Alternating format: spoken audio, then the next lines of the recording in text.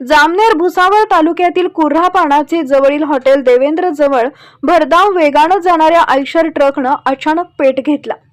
काही वेळातच ट्रकनं मोठा पेट घेतला।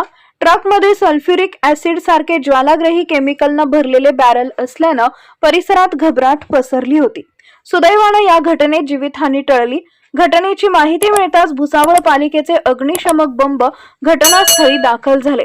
अग्निशमनच्या जवानांनी आगीवर नियंत्रण मिळवले, मात्र घटनेनंतर एक गंभीर बाब समोर आली आहे।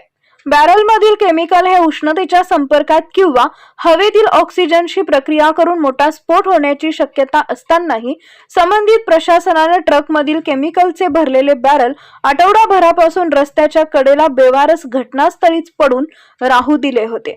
सुरक्षेच्या दृष्टीने प्रशासनाने ते रासायनिक द्रव नष्ट करणं अपेक्षित होतं।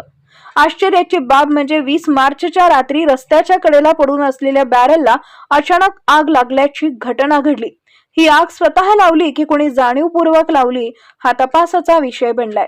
यामुळे स्थानिक ग्रामस्थांमध्ये भीतीचं वातावरण निर्माण झालं असून प्रशासनाच्या हलगर्जीपणावर प्रश्नचिन्ह उपस्थित केले जात आहेत। Bureau report, Mahanews 19, Bhusawal.